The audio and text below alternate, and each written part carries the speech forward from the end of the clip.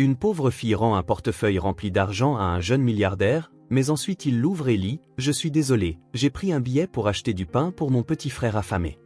Je te promets de te rembourser. » Il ne peut retenir ses larmes. Avant de commencer l'histoire, n'oubliez pas de laisser un like et de vous abonner à la chaîne pour voir plus d'histoires comme celle-ci. James Morgan ouvrit les yeux au son de l'alarme personnalisée dans sa chambre du Penthouse. Un autre jour, un autre matin sous le ciel gris de New York, qu'il observait à travers les murs de verre au 54e étage. 30 ans, milliardaire et complètement seul. 5 minutes plus tard, il se trouvait sur son tapis de course haut de gamme, courant sans aller nulle part, comme sa vie, pensait-il. Toujours courir, ne jamais arriver. Bonjour, Monsieur Morgan, le petit déjeuner est servi et votre programme de la journée a été mis à jour, déclara la voix de la gouvernante, interrompant ses pensées pendant qu'il essuyait la sueur de son visage. Il ne se rappelait pas son nom, bien qu'elle ait travaillé pour lui depuis, combien de temps déjà? 1 an? 2? Merci, c'est Mrs. James hocha la tête, gêné. Une femme préparait son petit déjeuner chaque jour, et il connaissait à peine son nom. Assis à la table de salle à manger, pouvant accueillir 16 personnes mais jamais utilisé au-delà d'un couvert, James feuilletait des rapports financiers tout en sirotant un jus d'orange fraîchement pressé. La fortune de Morgan Enterprises croissait de plusieurs millions par jour, les chiffres brillaient sur l'écran de sa tablette, mais ils ne suscitaient aucune réaction en lui. Réunion du conseil à 9h, déjeuner avec des investisseurs à 12h30, interview pour fortune à 15h, cocktail de bienfaisance à 19h, annonça Hélène, son assistante, au haut-parleur. James marmonna une confirmation, avalant la dernière bouchée de toast sans en ressentir le goût. « Des nouvelles de ma sœur ? » ?»« Non, monsieur. » »« Évidemment non. » Sarah avait coupé les ponts après leur dernière dispute au sujet de l'empire familial. 2 ans sans parler à la seule personne qui pouvait comprendre ce que signifiait être un Morgan. L'ascenseur privé descendit 60 étages en silence. Dans le garage souterrain, son chauffeur l'attendait déjà à côté de la Bentley noire. « Bonjour, Monsieur Morgan. » James essaya de se souvenir du nom du chauffeur aussi. « Frank ? Fred ? Mon Dieu, quand était-il devenu ce genre de personne ? » La réunion du conseil se déroula dans un brouillard de visages et de chiffres. James hochait la tête au bon moment, posait les questions attendues. Sa présence était plus symbolique qu'indispensable, la machine tournait parfaitement sans lui. Au déjeuner avec les investisseurs, il entendit des rires forcés et des louanges creuses. Les gens autour de lui le traitaient comme une divinité, personne ne le contredisait, personne ne lui parlait vraiment. Vous êtes un visionnaire, Monsieur Morgan, votre stratégie pour le marché asiatique est brillante. James sourit mécaniquement. Il ne s'intéressait pas à lui mais à son argent, à son nom de famille. Il était un atout, pas une personne. L'interview pour fortune fut du même acabit. Qu'est-ce que ça fait d'être le plus jeune milliardaire self-made de la liste cette année? Self-made. Le terme le fit presque rire. Oui, il avait multiplié la fortune dont il avait hérité, mais qualifier un Morgan d'autodidacte relevait au mieux de l'exagération journalistique. C'est une grande responsabilité, répondit-il avec la phrase qu'il récitait habituellement. À 18h, de retour à l'appartement pour se changer avant le cocktail de bienfaisance, James s'arrêta devant le miroir. Un smoking parfaitement taillé, une montre valant un demi-million de dollars à son poignet, des chaussures italiennes faites à la main, l'image parfaite de la réussite. Alors pourquoi ses yeux semblaient-ils si vides? Son téléphone vibra. Un message de Melissa, où était-ce Monica? Le mannequin qui l'accompagnerait à l'événement, engagé bien sûr par l'équipe RP. Une vraie relation exigerait du temps, de la vulnérabilité, des choses que James n'avait pas ou ne savait pas offrir. J'ai besoin de m'éclaircir les idées, marmonna-t-il à son propre reflet. Une décision soudaine se forma. Il renvoya la voiture, ignora les appels de Hélène au sujet de son absence au cocktail. Pour la première fois depuis des mois, peut-être des années, James Morgan marcha seul dans les rues de New York. Les gens passaient en toute hâte, sans le reconnaître hors de son contexte habituel de voiture de luxe et de garde du corps.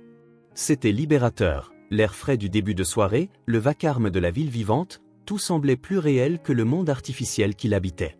3 rues plus loin, James remarqua qu'il avait faim. Pas cette faim sociale des restaurants étoilés, mais une faim réelle. Au coin de la rue, une petite boulangerie exhalait une odeur de pain frais. L'enseigne, usée, était rouge, Gordon S. Bakery. Il hésita sur le seuil. Un endroit simple, sans réservation, sans voiturier, sans champagne d'accueil. James n'était plus allé dans ce genre d'endroit depuis, il ne s'en souvenait plus. Une clochette tinta lorsqu'il poussa la porte. Quelques personnes, assises à des tables simples, levèrent à peine les yeux. Derrière la vitrine, on voyait des pains, des gâteaux, des sandwichs, sans nom français ou italien sophistiqué sur le menu écrit à la main, juste de la nourriture authentique. « Je peux vous aider ?» demanda un homme d'âge moyen vêtu d'un tablier blanc taché de farine. James commanda un café et un sandwich au roast beef, s'installant à une table au coin. Le café arriva dans un mug tout simple, très différent de la porcelaine à laquelle il était habitué. Il était brûlant et corsé, meilleur que n'importe quel espresso gastronomique qu'il avait pu goûter. « Première fois ici ?» demanda l'homme derrière le comptoir en s'essuyant les mains sur son tablier. « Oui », répondit James, surpris par la conversation décontractée.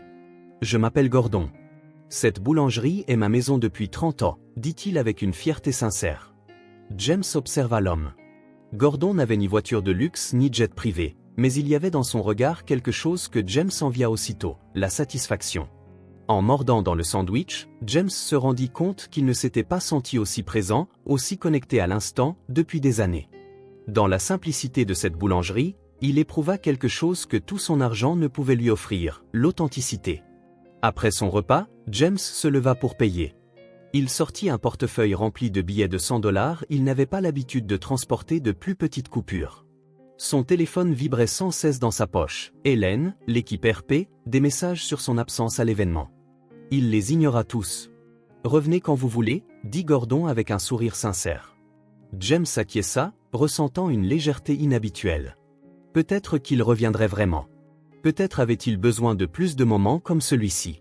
En sortant, il glissa son portefeuille dans la poche de sa veste, sans remarquer qu'il n'était pas complètement entré. Un petit oubli qui, à son insu, allait changer sa vie pour toujours. Le portefeuille en cuir noir tomba sans bruit de la poche de James alors qu'il quittait la boulangerie. Il s'échoua sur le trottoir humide sans faire de bruit, comme un secret chuchoté que personne n'aurait dû entendre. James, encore absorbé par la sensation étrange de paix ressentie dans la boulangerie, continua à marcher dans la rue qui s'assombrissait, totalement inconscient de ce qu'il venait de perdre. Le portefeuille resta là pendant près de 20 minutes, évité machinalement par les pas pressés des New-Yorkais. Puis 2 petites paires de pieds apparurent sur le trottoir. Elles appartenaient à Lily et Noah Miller. Lily, âgée de seulement 5 ans, tenait fermement la main de son petit frère Noah, 3 ans. Ses doigts fins étaient entrelacés dans une étreinte qui exprimait à la fois protection, responsabilité et peur. Tous deux avaient le visage pâle et les lèvres légèrement bleutées à cause du froid de la nuit d'automne. Ils n'avaient pas de chaussures, seulement des chaussettes déchirées qui les protégeaient à peine du trottoir glacé. « J'ai faim, Lily » murmura Noah, sa voix aussi basse que le grondement de son estomac. « Je sais, Noah. On va voir si Monsieur Gordon a du pain en trop ce soir » répondit Lily, ses grands yeux marrons fixés sur la boulangerie un peu plus loin. C'est alors que le petit Noah, avec l'acuité propre aux enfants pour repérer l'imprévu, remarqua le portefeuille. « Regarde là-bas, Lily » s'exclama-t-il en le pointant du doigt. Lily suivit la direction indiquée et ses yeux s'écarquillèrent à la vue de l'objet noir sur le trottoir. Avec précaution, elle s'approcha et s'agenouilla, tout en gardant la main de Noah dans la sienne. « C'est quoi » demanda Noah en se penchant pour mieux voir. « C'est un portefeuille » répondit Lily en le ramassant avec soin. « Quelqu'un a dû le perdre. » Elle ouvrit le fermoir doré, ses doigts tremblants de froid et de faim. Ses yeux s'agrandirent encore plus lorsqu'elle découvrit ce qu'il contenait, plus d'argent qu'elle n'en avait jamais vu de sa vie. Des billets de $100 impeccablement rangés, des cartes de crédit noires et dorées qui avaient l'air importantes, et des documents au nom de James Morgan. L'estomac de Noah gargouilla à nouveau, plus fort cette fois. Lily regarda son frère, puis la boulangerie, puis de nouveau le portefeuille dans ses mains. Un combat silencieux se livra en elle. L'argent suffisait largement à les nourrir pendant des semaines, voire des mois. Ils pourraient acheter de la nourriture, des chaussures, peut-être même une nouvelle couverture. « On va l'apporter à Monsieur Gordon » décida-t-elle finalement, refermant le portefeuille. « Ce n'est pas à nous. » Mais Noah se plia en deux, tenant son ventre dans un gémissement de douleur. Lily sentit son cœur se serrer. Son petit frère n'avait rien mangé depuis la veille au matin, lorsqu'ils avaient partagé un sandwich trouvé près d'un petit restaurant. « Attends une minute, Noah » dit-elle en rouvrant le portefeuille. De doigts hésitants, elle en sortit un unique billet de 20 $, la plus petite coupure présente. Ses petites mains tremblaient, non seulement à cause du froid, mais aussi par peur et culpabilité de prendre quelque chose qui ne leur appartenait pas. On va acheter du pain puis on rendra le portefeuille, expliqua-t-elle à Noah, qui se contenta de hocher la tête, les yeux rivés sur la promesse de nourriture. Lily regarda autour d'elle, cherchant du papier. Elle trouva un morceau froissé de pages de cahier dans la poche du vieux manteau trop grand qu'elle portait. C'était un fragment de devoir qu'elle avait récupéré dans la poubelle de son école, pour s'entraîner à écrire durant les quelques mois où elle avait pu assister à la classe. À l'aide d'un crayon rongé qu'elle gardait toujours sur elle, elle écrivit avec application, la langue légèrement tirée alors qu'elle s'efforçait de former chaque lettre du mieux qu'elle pouvait. « Je suis désolée, mon frère a faim, alors j'ai pris juste un billet pour acheter du pain. Je promets de vous le rembourser. » Elle relut le mot 3 fois pour s'assurer qu'il était clair. Elle plia la feuille et la plaça à l'intérieur du portefeuille, juste au-dessus des autres billets. « Viens, Noah, dit-elle, reprenant la main de son frère. On va acheter du pain et ensuite on le donnera à Monsieur Gordon. » Les enfants entrèrent dans la boulangerie, la clochette annonçant leur arrivée. Gordon, qui était en train de fermer, leva les yeux et sourit en voyant les deux petits visiteurs qu'il connaissait bien. « Lily, moi, je vous ai mis du pain de côté, » dit-il en prenant un sac derrière le comptoir. Lily s'approcha, tenant le portefeuille d'une main et le billet de 20 $ de l'autre. « Monsieur Gordon, on a trouvé ça dehors, » dit-elle en tendant le portefeuille. « Il y a beaucoup d'argent dedans. » Gordon prit le portefeuille, surpris, l'ouvrit et vit immédiatement le mot au-dessus des billets. « J'ai pris ce billet pour acheter du pain pour Noah, » poursuivit Lily en montrant le billet de 20 $, ses doigts tremblants. « Il a vraiment faim. Je promets de vous le rembourser quand je pourrai. » Gordon prit le billet, regardant tour à tour le portefeuille, les yeux sincères de Lily, puis le petit Noah qui tremblait contre sa sœur. Les yeux de Gordon se remplirent de larmes qu'il tenta de dissimuler. « Vous savez à qui appartient ce portefeuille » demanda-t-il doucement. Lily secoua la tête. « Il y a le nom James Morgan sur les cartes, mais je ne connais personne de ce nom. » Gordon hocha la tête, reconnaissant aussitôt le nom de l'un des hommes les plus riches de la ville. Il avait été surpris de le voir dans sa modeste boulangerie plus tôt, et plus surpris encore par l'honnêteté de ses enfants qui, même en ayant faim, avaient décidé de rendre une fortune. « Je vais garder le portefeuille et lui rendre s'il repasse, » dit Gordon. « Quant au pain, vous n'avez pas besoin de payer, Lily. Prenez-les, ils sont encore chauds. » Il leur tendit le sac qu'il avait déjà préparé, contenant 2 miches de pain et quelques biscuits. Mais Lily secoua la tête et tendit de nouveau le billet. « Je veux payer cette fois, Monsieur Gordon, comme ça je ne dois rien. » La fierté dans sa voix, chez quelqu'un d'aussi petit et affamé, était indéniable. Gordon accepta l'argent, la gorge nouée, et rendit la monnaie à Lily, qui la glissa soigneusement dans sa poche. « Pour te rembourser plus tard, » expliqua-t-elle. Noah croquait déjà dans un morceau de pain, les yeux fermés de bonheur, savourant chaque bouchée. « Où allez-vous dormir ce soir » demanda Gordon, inquiet du froid extérieur. « Au même endroit qu'hier soir » répondit Lily de manière évasive. « On a une couverture. » Avant que Gordon ne puisse insister, Lily reprit la main de Noah, le remercia, et quitta la boulangerie en serrant le sac de pain contre sa poitrine. La clochette tinta doucement à leur sortie. Gordon resta immobile, le portefeuille lourd dans ses mains et un sentiment encore plus lourd dans son cœur. Il connaissait ses enfants depuis quelques mois, il se présentait de temps à autre, toujours à la fermeture, dans l'espoir de récupérer des restes. Il ignorait où ils vivaient ou pourquoi ils étaient seuls. Il rangea le portefeuille en lieu sûr sous le comptoir. Si James Morgan ne revenait pas le réclamer, il trouverait un moyen de le contacter. Et lorsqu'il le ferait, Gordon était convaincu que le milliardaire devait connaître l'existence de la petite Lily et de son incroyable honnêteté. Dehors, Lily et Noah avancèrent dans les rues sombres, partageant le pain chaud et se protégeant du vent glacé. Malgré la faim et le froid, Lily ressentait une paix étrange. Elle avait fait ce qui était juste, comme sa mère le lui avait appris avant de partir. « Il est bon, Noah ?» demanda-t-elle en voyant son frère savourer la nourriture. « Le meilleur pain du monde » répondit-il la bouche pleine, un rare sourire éclairant son visage maigre. Lily sourit aussi, passant un bras autour des épaules de son frère tandis qu'il continuait à marcher. Elle ne savait pas ce que le lendemain leur réservait, mais pour l'instant, Noah n'irait pas se coucher le ventre vide. James ne se rendit compte qu'il avait perdu son portefeuille qu'en arrivant à son appartement. Le sentiment de liberté qu'il avait ressenti en marchant anonymement dans les rues de New York disparut aussitôt, remplacé par une vague d'anxiété. Ce n'était pas l'argent qui comptait, il pesait peu pour lui, mais les papiers et cartes qu'il faudrait annuler et remplacer, une complication de plus dans son existence déjà chaotique. Immédiatement, il repassa mentalement le film de sa soirée. La dernière fois qu'il se souvenait avoir utilisé le portefeuille, c'était à la boulangerie.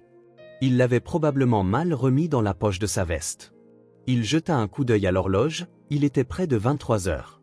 La boulangerie serait sûrement fermée. Après une nuit agitée, James se réveilla avant son alarme. Il ignora la dizaine de messages de Hélène au sujet du cocktail de bienfaisance auquel il n'était pas allé, balaya l'idée d'un petit déjeuner luxueux et se précipita dehors, conduisant lui-même, ce qui était rare. Il n'avait pas la patience d'attendre son chauffeur ce matin-là. Il arriva à la boulangerie à 7h15, juste après l'ouverture. La clochette tinta tandis qu'il entrait, exactement comme la veille. L'odeur de pain frais emplit l'air. Il y avait plus de clients maintenant, des gens ordinaires dans leur routine matinale, prenant café et viennoiserie avant d'aller travailler. Certains jetèrent un regard à James, notant à quel point il dénotait avec son costume italien à 5000 $. Gordon se trouvait derrière le comptoir, disposant du pain dans la vitrine. Il leva les yeux au son de la clochette et reconnut aussitôt James.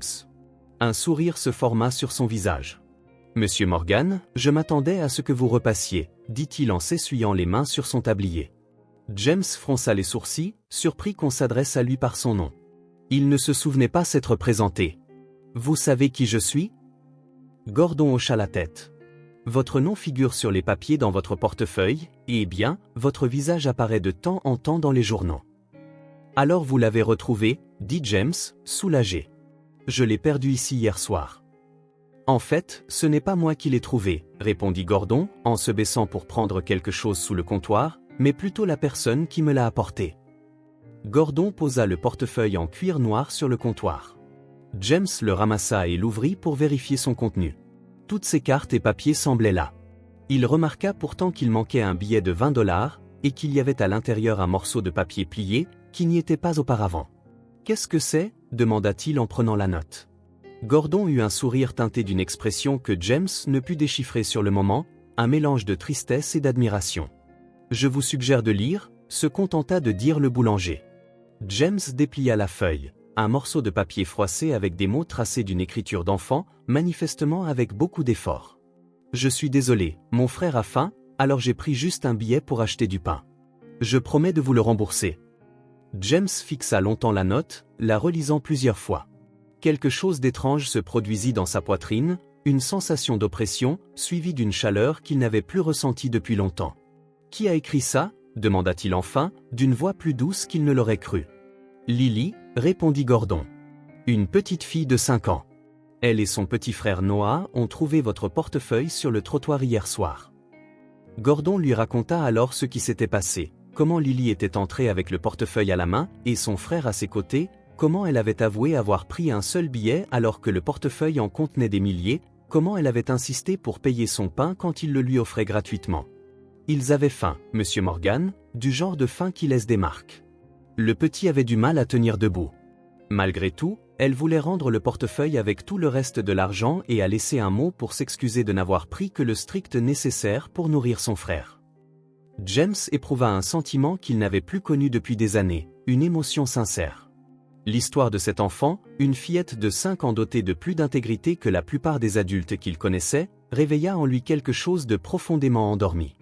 Où vivent-ils? Qui sont leurs parents? Demanda-t-il, ressentant une urgence inexplicable. Gordon secoua la tête. Je ne sais pas vraiment. Ils viennent de temps en temps, généralement à l'heure de la fermeture. D'après ce que j'ai compris, ils sont seuls. Je n'ai jamais vu d'adultes avec eux. Ils ont l'air de vivre dans la rue, Monsieur Morgan. L'idée de 2 enfants si jeunes vivant dans la rue frappa James comme un coup de poing. Lui qui avait grandi dans des demeures somptueuses et fréquenté les meilleures écoles, qui n'avait jamais connu un jour de nécessité dans toute sa vie, se sentit honteux. Honteux de son indifférence, de son immense pantouse vide, de ses voitures de luxe garées au garage. « Je dois les retrouver », dit-il, d'une voix ferme, avec une détermination qui le surprit lui-même. Je veux les remercier et les aider, d'une façon ou d'une autre. Ils viennent en général le soir, informa Gordon, mais pas à des jours précis. Parfois, ils disparaissent pendant une semaine ou plus. James hocha la tête, prenant une décision impulsive. je vais les chercher. Vous avez une idée d'où commencer? Gordon se gratta le menton, pensif. Ils arrivent toujours par l'est. Une fois, ils ont mentionné un refuge vers la 14e rue, mais ils ont dit qu'ils n'aimaient pas ça parce qu'on voulait les séparer. James replaça soigneusement la note dans le portefeuille. Il en sortit toutes les liasses de billets, plusieurs milliers de dollars, et les posa sur le comptoir. Pour quand ils reviendront, nourriture, vêtements, tout ce dont ils auront besoin. Gordon regarda l'argent, hésitant. « Monsieur Morgan, c'est beaucoup. » « Ce n'est rien, » l'interrompit James. « Et s'il vous plaît, appelez-moi James. Je vais vous laisser mon numéro direct. S'ils reviennent, prévenez-moi immédiatement. » Après avoir donné ses coordonnées à Gordon, James quitta la boulangerie, résolu. Pour la première fois depuis des années, il avait l'impression d'avoir une mission, quelque chose d'important à faire, au-delà de gérer sa fortune et d'assister à des mondanités creuses. Durant les 3 jours qui suivirent, James annula des réunions, ignora les appels des milieux d'affaires et consacra tout son temps à arpenter les rues de l'East Village, à la recherche de 2 enfants nommés Lily et Noah. Il visita des refuges, interrogea les commerçants, montra un portrait robot commandé à un dessinateur de la police, basé sur la description de Gordon. Au cours de ses recherches, il atterrit dans une zone qu'il aurait habituellement évitée, sous un pont où plusieurs sans-abri avaient établi un petit campement. Le contraste entre ce monde et le sien était saisissant. Des gens enroulés dans de minces couvertures, leurs maigres biens dans des sacs en plastique, des visages marqués par des histoires que James ne pouvait imaginer. Une vieille dame, portant plusieurs manteaux malgré la température pas si froide, le regarda avec curiosité. « Je cherche 2 gosses », expliqua James en lui montrant le dessin. « Lily et Noah. Lily a 5 ans, Noah en a 3. » La femme examina le croquis un instant, puis hocha lentement la tête. « Ses frangins, oui, dit-elle d'une voix rauque. Ils viennent de temps en temps. » La petite s'occupe du plus jeune comme si c'était son enfant. Le cœur de James s'emballa. « Quand les avez-vous vus pour la dernière fois ? » « Il y a 2 ou 3 jours. Ils ne restent pas longtemps. La fillette a peur que les services sociaux les attrapent. Vous savez où ils pourraient aller ? » La femme pointa vaguement vers l'ouest. « Il y a un immeuble abandonné à quelques rues d'ici. Beaucoup d'entre nous y vont quand il pleut ou qu'il neige. Peut-être qu'ils y sont. » James la remercia, laissant quelques centaines de dollars que la femme refusa d'abord, puis accepta finalement d'une main tremblante. En se dirigeant vers l'immeuble en question, James découvrit une ville qu'il ne connaissait pas. Jusqu'alors, il n'avait vu New York qu'à travers le prisme de ses gratte-ciel ou depuis l'intérieur de voitures aux vitres teintées. À présent, il voyait la rue telle qu'elle était réellement, pas seulement les vitrines chics et les restaurants exclusifs, mais aussi les ruelles sombres, les gens dormant sur les trottoirs, les regards vides de ceux que la société avait oubliés. Comment avait-il pu vivre tant d'années dans cette ville sans vraiment la voir ? La réponse était simple et douloureuse, il avait choisi de ne pas la voir, parce que c'était plus facile, plus confortable de rester dans sa bulle de privilèges. L'immeuble abandonné avait des fenêtres brisées et une entrée partiellement barricadée. James hésita juste un instant avant de se glisser par l'ouverture. À l'intérieur, l'odeur de moisi et d'humidité régnait. Il y avait des signes de passage, de vieilles couvertures, des restes de nourriture, un quignon de bougies à moitié fondu. « Bonjour », appela-t-il, sa voix résonnant contre les murs écaillés. « Lily ? Noah ?» Aucune réponse, seulement le bruit lointain de la circulation au dehors. James gravit l'escalier, examinant chaque pièce vide. Au 3e étage, il trouva un espace qui paraissait aménagé comme un chez-soi de fortune, un vieux matelas posé à même le sol, quelques vêtements soigneusement pliés, des dessins d'enfants scotchés au mur avec du ruban adhésif. Il s'approcha des dessins, de simples bonshommes, 2 enfants qui se tenaient la main. Sur l'un d'eux, on voyait une silhouette plus grande, peut-être une femme avec des ailes, planant au-dessus des enfants, une mère disparue, peut-être. James ressentit un pincement au cœur. Bien qu'il n'y eût pas de traces des enfants, James savait être sur la bonne voie. Les jours suivants, il revint dans l'immeuble, y laissant des aliments non périssables, des bouteilles d'eau, une nouvelle couverture chaude et même d'autres dessins. Il y laissa également un mot simple. « Lily et Noah, je m'appelle James. J'ai trouvé votre mot dans mon portefeuille. Merci pour votre honnêteté. J'aimerais vous rencontrer et vous aider. Je serai chez Monsieur Gordon, à la boulangerie, tous les soirs à 18h. » Le 5e jour de sa quête, James était assis dans la boulangerie, buvant un café et attendant patiemment. Hélène, son assistante, l'appelait sans arrêt au sujet de contrats à signer et de réunions importantes qu'il ratait. Pour la première fois, tout cela lui semblait dérisoire. Gordon s'approcha pour remplir sa tasse. Vous savez, James, en 30 ans de service dans cette boulangerie, je n'ai jamais vu quelqu'un changer autant en si peu de temps, fit-il remarquer. James leva les yeux, surpris. Qu'est-ce que vous voulez dire? La première fois que vous êtes entré, vous paraissiez, je ne sais pas, distant, comme si vous traversiez un rêve qui n'était pas le vôtre. Maintenant, vous avez l'air plus que présent. James réfléchit à ces mots. Ils étaient justes. Depuis qu'il recherchait Lily et Noah, il se sentait différent, plus vivant, plus connecté au monde autour de lui. Ces derniers jours à les chercher m'ont fait voir des choses qui étaient sous mes yeux, mais que je choisissais d'ignorer, admit-il. Gordon hocha la tête, avec une compréhension bienveillante. Parfois, il faut quelqu'un ou quelque chose pour nous réveiller. Un mot écrit par une fillette de 5 ans qui a plus de caractère que la plupart des adultes que je connaisse. C'est vrai, répondit James en souriant légèrement. La clochette de la porte retentit, et tous deux tournèrent la tête vers l'entrée. Ce n'était qu'un client habituel, que Gordon salua par son nom. James soupira, jetant un coup d'œil à sa montre, il était déjà près de 20 heures, toujours pas de signe des enfants. Pourtant, il ne se sentait pas découragé, juste plus déterminé. Le lendemain, il reprendrait ses recherches, puis le surlendemain, aussi longtemps qu'il le faudrait.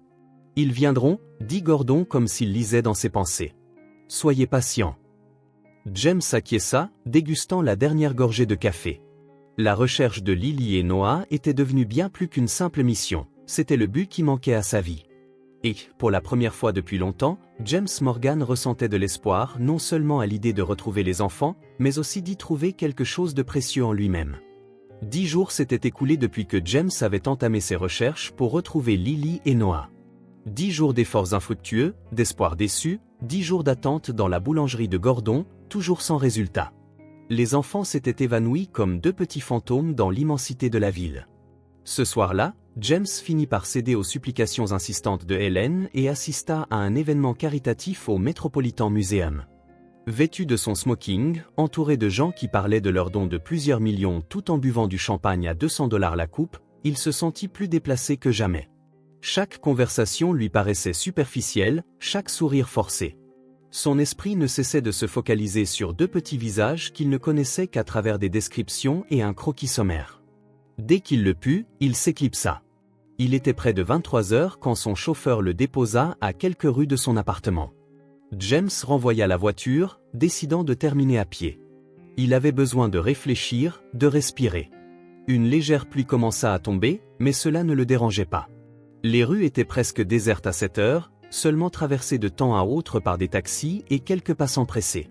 C'est alors qu'en passant devant une ruelle, quelque chose attira son attention. Sous l'auvent d'une boutique fermée, partiellement cachée dans l'ombre, se trouvaient 2 petites silhouettes recroquevillées. James serait sans doute passé tout droit quelques semaines plus tôt, mais maintenant, son regard était entraîné à repérer précisément cela. Il s'approcha lentement, pour ne pas effrayer les inconnus. La faible lumière d'une enseigne au néon voisine éclaira fugacement leur visage. Une fillette tenant protectrice un plus jeune garçon. Le cœur de James s'emballa, serait-ce? Le garçon toussa, un son rauque et douloureux, et la fillette le serra plus fort contre elle, essayant de le réchauffer de son petit corps. Il frissonnait à vue d'œil dans la pâle lumière. Lily, appela doucement James, s'arrêtant à une distance rassurante. La fillette leva brusquement la tête, les yeux agrandis par la peur. Elle serra le garçon encore plus fort, comme pour se préparer à fuir. Un bref éclat du néon permit de distinguer son visage maigre et ses yeux inquiets. « Qui êtes-vous » demanda-t-elle, d'une voix qui essayait de paraître forte malgré sa terreur évidente. James avança d'un pas, gardant les mains bien visibles dans un geste se voulant apaisant. « Je m'appelle James Morgan. Je vous cherche, toi et Noah, depuis plusieurs jours. » À l'entente de son nom, Lily se raidit davantage, le regard méfiant. Elle détailla James de la tête aux pieds. Le smoking élégant, les chaussures de grand luxe, l'allure de quelqu'un qui n'avait jamais eu à se soucier de nourriture ou d'abri. « Comment vous connaissez nos noms » demanda-t-elle, la méfiance perçant dans chaque syllabe. James s'accroupit lentement pour se mettre à sa hauteur, conservant une distance respectueuse. « Tu as trouvé mon portefeuille il y a presque 2 semaines. Tu m'as laissé un mot dedans, tu te souviens ? Monsieur Gordon, le boulanger, me l'a remis. » Les yeux de Lily s'agrandirent en signe de compréhension, avant qu'une peur encore plus vive n'apparaisse. Sa petite main serra plus fort Noah, qui se mit à tousser à nouveau, un bruit qui semblait lui déchirer la poitrine. Il était livide, les lèvres légèrement bleutées. J'allais rendre l'argent, dit-elle rapidement, la voix tremblante.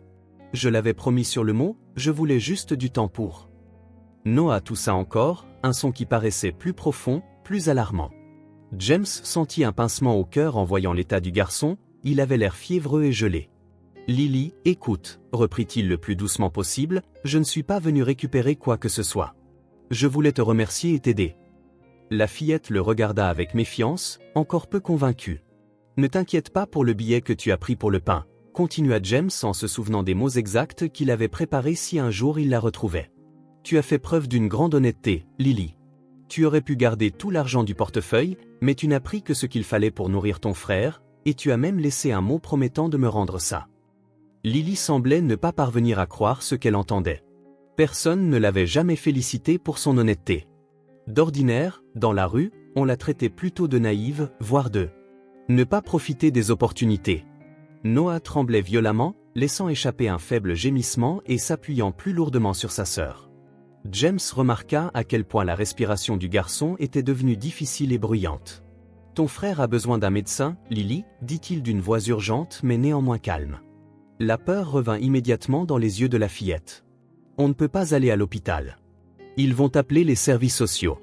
Ils vont nous séparer. Je connais une clinique privée où ça n'arrivera pas, l'assura James. Je peux vous y emmener tout de suite. Pas de questions, pas de services sociaux, je te le promets. » Lily hésita, regardant son frère avec inquiétude. Noah empirait visiblement à chaque minute, son front, brûlant contre le cou de sa sœur, tranchait avec ses mains glacées. Lily, appela doucement James. « Je sais que tu n'as aucune raison de me faire confiance, mais ton frère a besoin d'aide. S'il te plaît. » Un long moment passa, tandis que Lily fixait Noah, puis James, et de nouveau Noah. Finalement, elle hocha imperceptiblement la tête. « Si tu essaies de nous séparer, on s'enfuira, » avertit-elle, le menton relevé avec défi malgré sa peur. « Compris, » acquiesça James, soulagé qu'elle ait accepté. Il s'approcha lentement, avec la permission silencieuse de Lily, prit Noah dans ses bras. Le garçon était plus léger qu'il n'aurait dû l'être pour son âge, son corps frêle grelottant de fièvre. James ôta sa veste de smoking et enveloppa l'enfant dedans. « Je vais chercher un taxi, » dit-il en regardant Lily qui se leva et resta à ses côtés, sur le qui-vive. La clinique est à environ 10 minutes. Quelques minutes plus tard, ils étaient dans un taxi. Lily, assise raide sur le bord du siège, prête à sauter si nécessaire, tandis que James tenait Noah contre sa poitrine en essayant de réchauffer le garçon, dont la respiration était nettement laborieuse. Le chauffeur jeta plusieurs coups d'œil dans le rétroviseur, manifestement curieux de voir un homme en smoking tenant un enfant malade, mal habillé, accompagné d'une fillette tout aussi négligée. Mais quelque chose dans l'expression grave de James l'empêcha de poser des questions. À la clinique privée, les portes s'ouvrirent immédiatement. Un simple appel passé par James durant le trajet avait suffi pour qu'un médecin les attende, malgré leur tardive. Lily resta tout près de James pendant qu'ils emmenaient Noah dans une salle d'examen, ses yeux vigilants observant chaque geste du personnel médical. Le docteur Patterson, un homme d'âge mûr aux yeux bienveillants derrière de fines lunettes, examina Noah avec soin. Lily refusa de quitter le côté de son frère, même quand les infirmières lui suggérèrent d'attendre à l'extérieur. James respecta sa décision, se tenant à quelques pas pour leur laisser de l'espace. « Pneumonie naissante », diagnostiqua le médecin après avoir écouté la respiration de Noah et vérifié les radiographies. « Nous l'avons prise à temps, mais ça aurait pu empirer très vite si vous aviez attendu. Il aura besoin d'antibiotiques, de séances de nébulisation et de beaucoup de repos. »« Il va s'en sortir ?» demanda Lily d'une voix faible et apeurée. Le docteur Patterson lui sourit doucement. « Oui, ma chérie. Les enfants sont étonnamment résistants, mais il lui faudra quelques jours de vrais soins. » Tandis que Noah recevait sa première dose de médicaments et sa première séance de nébulisation, Lily laissa enfin une infirmière examiner ses propres éraflures et contusions, davantage sous l'insistance de James que par sa propre volonté. « Et maintenant » demanda-t-elle une fois toutes les procédures terminées. Noah dormait paisiblement sous l'effet des médicaments. La question était simple, mais chargée d'angoisse. James savait bien ce qu'elle signifiait vraiment, où irait-il? Retourner dans la rue? Dans un foyer d'accueil où ils pourraient être séparés? J'ai un grand appartement avec plusieurs chambres libres, dit-il en choisissant soigneusement ses mots. Vous pouvez y rester pendant que Noah se rétablit. Tu auras une chambre sûre, des repas chauds, un bain, pas d'engagement, pas de questions auxquelles tu ne veux pas répondre. Lily le dévisagea longuement. Pourquoi? Pourquoi tu fais tout ça pour nous? C'était une question simple, mais James comprit qu'il n'y avait pas de réponse simple. Pourquoi faisait-il tout cela? Par culpabilité vis-à-vis de son privilège? Par solitude? Par désir de rédemption? Parce que ta note m'a rappelé quelque chose que j'avais oublié, finit-il par dire. Qu'il y a encore des gens intègres dans ce monde, et que peut-être je peux faire quelque chose de plus utile avec ce que j'ai que simplement accumuler davantage. Cette réponse sembla satisfaire Lily, ou du moins elle était trop fatiguée pour poser plus de questions. Quand Noah fut autorisé à sortir, muni d'ordonnances et d'instructions de soins, elle laissa James les conduire chez lui. Dans l'ascenseur privé et luxueux qui montait directement au dernier étage, Lily ouvrait de grands yeux malgré sa tentative de dissimulation. Noah, à moitié endormi dans les bras de James, ouvrit un peu les yeux à l'arrivée dans l'appartement baigné de lumière, mais les referma aussitôt, épuisé. « Vous pouvez rester dans cette chambre », dit James en les conduisant dans l'une des chambres d'amis. Il y avait un lit king size avec des draps en coton égyptien, une télévision à écran plat au mur et une vue impressionnante sur la ville grâce à des baies vitrées du sol au plafond. Lily semblait complètement déplacée dans cet environnement, ses pieds nus et sales sur la moquette immaculée, sa robe déchirée tranchant avec l'opulence des lieux. James voyait à quel point elle se sentait mal à l'aise. « La salle de bain est là-bas », dit-il, essayant de paraître naturel. « Il y a des serviettes propres, des peignoirs, tout ce dont tu as besoin. Je vais préparer quelque chose de léger à manger. » Il déposa Noah sur l'énorme lit, le garçon paraissant encore plus frêle au milieu des draps blancs, et quitta la pièce pour laisser un peu d'intimité à Lily. Dans la cuisine, tandis qu'il préparait une simple soupe, l'une des rares choses qu'il savait cuisiner, James réfléchit à la tournure inattendue que prenait sa vie. 2 semaines plus tôt, il se sentait vide, lassé, déconnecté de tout et de tout le monde. À présent, 2 enfants inconnus se trouvaient dans son appartement, pour la première fois depuis des années, il se sentait réellement nécessaire. Lorsqu'il revint avec le plateau, il trouva Lily assise, raide, sur le bord du lit. Elle venait d'essuyer le visage de Noah avec une serviette humide et de lui peigner les cheveux avec ses doigts.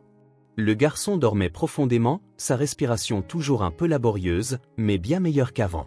« J'ai apporté de la soupe et quelques sandwichs », dit James en posant le plateau sur la table de chevet. « Rien de trop lourd, mais ça va t'aider à reprendre des forces. » Lily regarda la nourriture, puis James. « Merci », murmura-t-elle enfin, presque inaudible. Il hocha la tête et alla s'asseoir dans un fauteuil proche, gardant une certaine distance pour qu'elle ne se sente pas intimidée. « Tu dois être fatigué. Mange un peu et repose-toi. On pourra parler davantage demain matin. » Lily mangea lentement, comme si elle savourait chaque cuillerée. De temps en temps, son regard glissait vers Noah, vérifiant son état même pendant son sommeil. Puis, à contre-cœur, elle s'allongea à côté de son frère, bien que James voyait clairement qu'elle ne comptait pas dormir. Elle veillerait, protégeant Noah. « Bonne nuit, Lily », dit-il en se dirigeant vers la porte. « Si tu as besoin de quoi que ce soit, je serai dans le salon. » Monsieur Morgan, l'appela-t-elle alors qu'il s'apprêtait à sortir. James se retourna. « Tu ne veux vraiment pas récupérer l'argent ?» Il eut un léger sourire. « Non, pas du tout. Et s'il te plaît, appelle-moi James. » Au cours des 2 nuits suivantes, une routine s'installa naturellement. Noah prenait ses médicaments, faisait ses séances de nébulisation et reprenait peu à peu des forces, même s'il avait encore des quintes de toux et parfois un peu de fièvre. Lily, en gardienne infatigable, administrait les médicaments sous la supervision de James, donnait le bain à son frère et lui racontait des histoires avant de dormir. Des contes imaginaires de lieux magiques où la nourriture ne manquait jamais et où personne n'avait à avoir peur. Le 3e jour, alors que James travaillait sur son ordinateur portable dans le salon et que Noah regardait des dessins animés dans la chambre, Lily apparut silencieusement à ses côtés. « Je peux te parler ?» demanda-t-elle d'une petite voix, mais avec une détermination évidente. James ferma aussitôt l'ordinateur. « Bien sûr. Tu veux t'asseoir ?» Elle hocha la tête et grimpa maladroitement sur un grand fauteuil, ses jambes pendant dans le vide. « Tu as été vraiment gentil avec nous », commença-t-elle en regardant ses mains. Personne ne s'était autant soucié de nous depuis la mort de maman.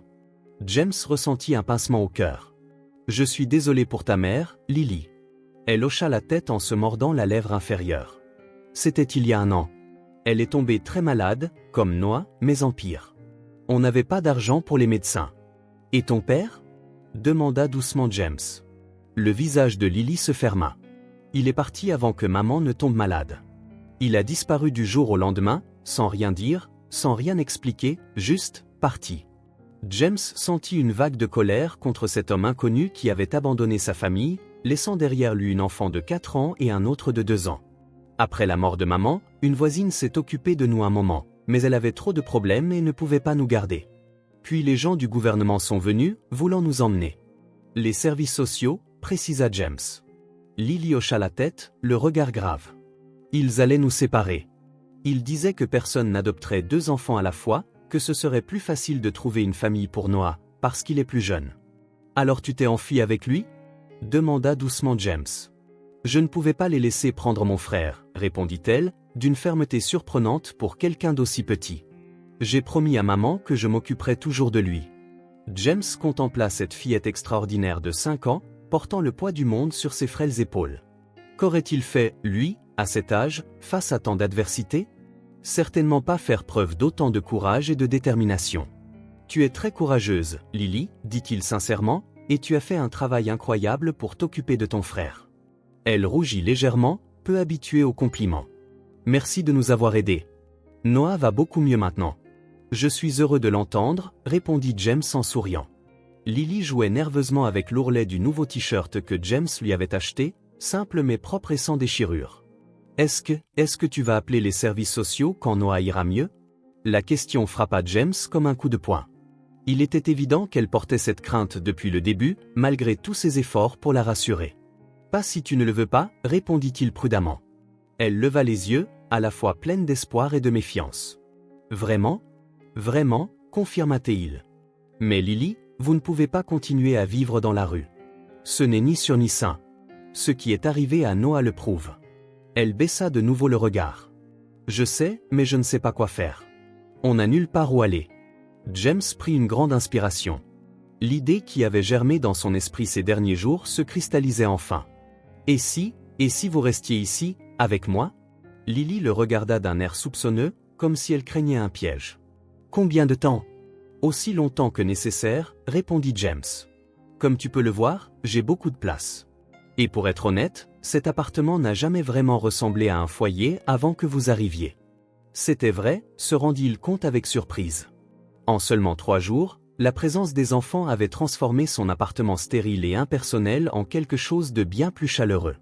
Leurs petites chaussures dans l'entrée, les dessins de Noah éparpillés sur la table basse, les jouets qu'il leur avait achetés la veille, tout cela donnait vie à ce qui n'avait été jusqu'alors qu'un showroom de luxe. Lily réfléchit un long moment. « Je ne veux pas être un fardeau », dit-elle finalement. James sourit, touché par son souci. « Toi et Noah n'êtes pas un fardeau, Lily. Vous ?» Il s'interrompit, surpris par l'intensité de ses propres sentiments. « Vous m'avez apporté quelque chose dont j'avais besoin sans même le savoir. »« Quoi ?» demanda-t-elle, intriguée. « Un but, répondit-il simplement. Une raison de me lever, autre que gagner plus d'argent dont je ne sais plus quoi faire. » Lily assimila lentement ses paroles, son petit visage sérieux pesant le pour et le contre. « Je peux y réfléchir ? Bien sûr, il n'y a pas d'urgence. Et quelle que soit ta décision, je te promets de vous aider, toi et Noah, du mieux que je peux. » Ce soir-là, après que les enfants se furent endormis, James se tint sur le balcon du Penthouse, regardant les lumières de la ville. Il pensa à sa vie d'avant, le vide, la monotonie, la solitude masquée par le succès. Puis, il songea à ce qui avait changé depuis qu'il avait trouvé ce simple billet écrit par une enfant.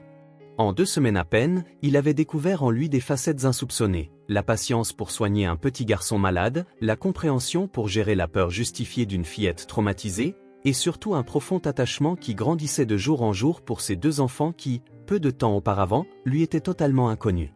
James sourit à la nuit étoilée, ressentant une certitude qu'il n'avait pas éprouvée depuis longtemps. Quoi qu'il advienne, sa vie ne serait plus jamais la même, et il se rendit compte, non sans surprise, que c'était exactement ce qu'il souhaitait. 3 semaines s'étaient écoulées depuis que James avait amené Lily et Noah dans son appartement. 3 semaines de profonds changements, non seulement dans l'environnement physique, désormais rempli de jouets, de livres pour enfants et de dessins colorés sur des murs autrefois immaculés, mais surtout en James lui-même. Pour la première fois dans sa vie d'adulte, son quotidien ne tournait plus exclusivement autour des réunions d'affaires et des dîners professionnels. Maintenant, il y avait des horaires de repas, des histoires avant de s'endormir, et des rires spontanés chaque fois que Noah lâchait une phrase étonnamment drôle ou que Lily faisait preuve de sa sagesse précoce. Ce matin-là, pendant qu'il préparait le petit déjeuner, autre nouveauté, lui qui se reposait auparavant totalement sur une gouvernante, James observait les enfants assis au comptoir de la cuisine.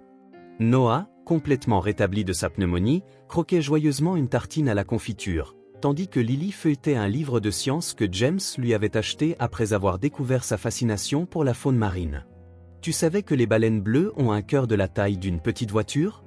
demanda Lily sans lever les yeux de son livre. « Non, je ne le savais pas, » répondit James en souriant, tout en versant du jus d'orange dans les petits verres qu'il avait achetés spécialement pour eux. « C'est incroyable. Et elles peuvent vivre jusqu'à 100 ans, continua-t-elle. Imagine ce qu'elles doivent voir dans les profondeurs de l'océan. » Noah s'arrêta de mâcher, les yeux grands ouverts d'émerveillement. « 100 ans ? C'est plus vieux que toi, James. » James éclata de rire en s'asseyant avec eux. « Bien plus vieux, Noah. Je n'ai que 30 ans. » « Ça fait beaucoup, » déclara le garçon d'un ton solennel, faisant rire James de plus belle. Ces moments simples étaient devenus précieux pour lui. Mais avec la joie naissait aussi une inquiétude, la situation légale de son arrangement. Il hébergeait 2 enfants sans aucune autorisation ni document. Si les autorités l'apprenaient, Lily et Noah risquaient d'être emmenés, précisément ce dont la fillette avait le plus peur. Après le petit déjeuner, tandis que les enfants regardaient un programme éducatif que Lily avait choisi pour que Noah apprenne, James se retira dans son bureau et passa l'appel qu'il évitait depuis un moment. « Maître Harmon, c'est James Morgan. J'ai besoin de vos conseils sur une affaire délicate. » Robert Harmon était l'avocat de la famille Morgan depuis des décennies, un homme discret et efficace qui avait déjà tiré James de situations compliquées à plusieurs reprises. « Je m'occupe actuellement de 2 enfants orphelins, » expliqua James, pesant ses mots. « Leur mère est décédée et leur père les a abandonnés. Je veux connaître mes options légales pour continuer à m'occuper d'eux, sans qu'on me les enlève via les services sociaux. » Un long silence s'ensuivit à l'autre bout du fil. « Monsieur Morgan, vous me dites que vous hébergez 2 enfants chez vous sans aucune garde légale ?» La voix de Harmon semblait inquiète. « Exactement. C'est compliqué. Techniquement, ce que vous faites pourrait être considéré comme un enlèvement, ou au moins une infraction aux lois de protection de l'enfance. » James sentit un frisson le parcourir. « Je n'ai enlevé personne, Robert. J'ai trouvé ces enfants vivant dans la rue, presque affamés et malades. Je leur offre un toit, de la nourriture, des soins médicaux. Je comprends vos intentions, mais la loi ne se base pas que sur les intentions, expliqua patiemment l'avocat. J'ai besoin de plus de détails pour déterminer la meilleure marche à suivre. » Après avoir détaillé toute la situation, en omettant soigneusement l'épisode du portefeuille pour protéger Lily, James écouta attentivement les différentes possibilités que lui exposa Harmon. La voie la plus sûre serait de prévenir immédiatement les services sociaux, conclut l'avocat. Il ferait une évaluation et, possiblement, placerait les enfants dans un foyer temporaire pendant l'enquête. Non, coupa James d'un ton ferme. Lily est terrifiée par les foyers d'accueil. Ils ont essayé de les séparer. Je ne peux pas leur faire ça. La deuxième option est alors de demander une garde temporaire, le temps de trouver des informations sur le père. S'il les a vraiment abandonnés, on pourra révoquer ses droits parentaux et ouvrir la voie à une éventuelle adoption. Le cœur de James s'emballa à l'évocation de l'adoption, une idée à laquelle il n'avait jamais pensé pour lui-même, mais qui désormais lui paraissait étrangement juste. Combien de temps ça prendrait ? En général, des mois. Mais compte tenu de vos ressources et de vos relations, répondit Harmon, laissant sa phrase en suspens. Je ne veux pas user de mon influence pour brûler les étapes, dit James. Je veux faire les choses correctement, mais je ne veux pas non plus que les enfants soient enlevés pendant la procédure. Je comprends. Je peux contacter des gens aux services sociaux pour qu'on travaille discrètement, sans retirer les enfants, pendant que vous prouvez que vous êtes un tuteur adapté. Mais je vous préviens, ce sera un processus intrusif. Ils vont enquêter sur votre passé, vos finances, votre style de vie. Vous devez être prêt. Je le suis, répliqua James sans hésiter. Après avoir raccroché, il resta assis quelques minutes, à digérer la conversation. Il fallait qu'il parle à Lily de tout ça, mais comment expliquer des procédures légales complexes à une fillette de 5 ans, dont la seule expérience avec les autorités s'était soldée par un traumatisme ? James trouva l'occasion le soir même. Noah, endormi, et Lily, comme toujours, veillait au chevet de son frère même si ce n'était plus vraiment nécessaire. Lily appela doucement James depuis la porte. « On peut parler un peu dans le salon ?» Quelque chose, dans son ton, alerta la fillette qui se raidit aussitôt. Malgré tout, elle le suivit jusque sur le canapé, s'asseyant le dos droit et le regard fixe, sur le qui-vive. « Il faut qu'on parle de quelque chose d'important », commença James, en gardant une certaine distance pour ne pas l'effrayer. « De votre avenir. » Les yeux de Lily s'agrandirent, l'alarme dans son regard. « Tu vas nous renvoyer ?» « Non, » la rassura-t-il vivement. « Pas du tout. Au contraire. Je veux être sûr que vous puissiez rester ici en toute sécurité, sans craindre qu'on vous enlève. » Elle se détendit un peu, mais resta sur ses gardes. « Comment ? Il existe un système, Lily, pour s'occuper des enfants dont les parents ne sont pas présents. Parfois, ça marche bien, parfois non. Dans votre cas, quand vous vous êtes enfui, vous alliez être séparés. Il disait que ce serait plus facile de trouver une famille pour Noah tout seul que pour tous les deux, interrompit Lily, la voix basse mais ferme. Tu as été très courageuse pour protéger ton frère, reconnut James. Mais maintenant, on est dans une situation délicate, légalement parlant. Je n'ai aucun droit officiel de m'occuper de vous. La peur refit surface dans les yeux de Lily. Ils vont nous emmener. Pas si je peux l'empêcher, assura James. J'ai parlé à un avocat aujourd'hui. Je peux demander à devenir votre tuteur légal, c'est-à-dire avoir l'autorisation officielle de prendre soin de vous, de t'inscrire à l'école, de t'emmener chez le médecin, tout ça. Mais s'ils ne veulent pas ? Et s'ils décident que c'est mieux pour nous d'aller dans un foyer ? La voix de Lily tremblait légèrement. James se rapprocha, hésita, puis posa la main sur la petite main de Lily. Je ferai tout ce qui est en mon pouvoir pour éviter ça. L'avocat dit qu'on peut le faire de manière à ce que vous restiez ici pendant toute la procédure. Lily resta silencieuse un moment, absorbant l'information. Mon père ? Et s'il revient ? Demanda-t-elle. La question déstabilisa James, qui n'avait pas envisagé que le père revienne subitement après les avoir abandonnés. S'il revient, dit lentement James, la situation sera réévaluée. Il devra prouver qu'il peut s'occuper de vous. Et après vous avoir laissé comme ça, il se pourrait. Il ne nous a peut-être pas laissé exprès, le défendit Lily, surprenant James. Malgré tout, il subsistait chez elle un reste de loyauté. Il lui est peut-être arrivé quelque chose, à lui aussi. James hocha la tête. Tu as raison, on n'en sait rien. Une partie de la procédure consistera justement à le retrouver et à comprendre ce qui s'est passé. Voyant le conflit intérieur dans son regard, James ressentit le besoin de la rassurer. Lily, mon seul objectif est de m'assurer que toi et Noah soyez en sécurité et heureux. Je te promets que je ne ferai rien qui vous sépare. On est ensemble maintenant, d'accord ? Elle l'observa longuement, comme si elle tentait de lire en lui. Tu promets de ne pas nous abandonner comme papa l'a fait ? La question toucha James en plein cœur. Je te le promets, Lily. Je suis là pour rester, pour m'occuper de vous. Pour la première fois depuis leur rencontre, Lily initia un contact physique, tendant son petit doigt. Promis sur le petit doigt. James sourit et entrelaça doucement son auriculaire au sien. Promis sur le petit doigt. Le lendemain matin, James réunit ses principaux directeurs et associés. Le bruit courait qu'il s'était pratiquement retiré des affaires ces dernières semaines pour s'occuper de 2 gamins des rues, comme l'avait dit crûment quelqu'un, suscitant inquiétude et désapprobation. James, on comprend votre élan philanthropique, commença Richard Barnes, l'un des plus anciens partenaires, mais il existe des façons correctes d'aider.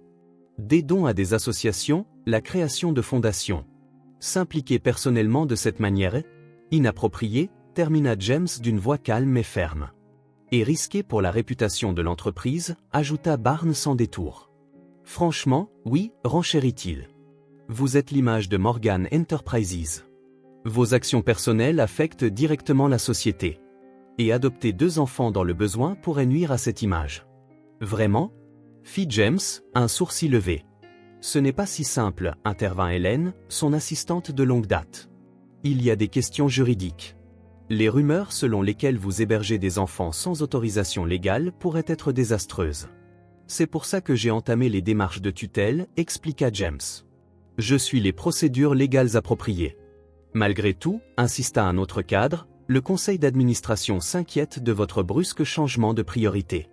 L'entreprise a besoin de toute votre attention. James regarda autour de la table ces gens avec qui il travaillait depuis des années, certains qu'il considérait presque comme des amis. Il vit chez certains une réelle inquiétude, chez d'autres un calcul froid. Pour être clair, dit-il en se penchant en avant, ma décision concernant Lily et Noah n'est pas négociable. Ils resteront avec moi. Ce qu'on peut discuter, c'est comment réorganiser mes responsabilités pour que je puisse m'occuper d'eux et de l'entreprise. Le silence tendu qui suivit était palpable. Finalement, Hélène soupira. Tu as toujours été têtu, James. Si c'est ta décision finale, on va trouver un moyen de faire en sorte que ça marche pour tout le monde.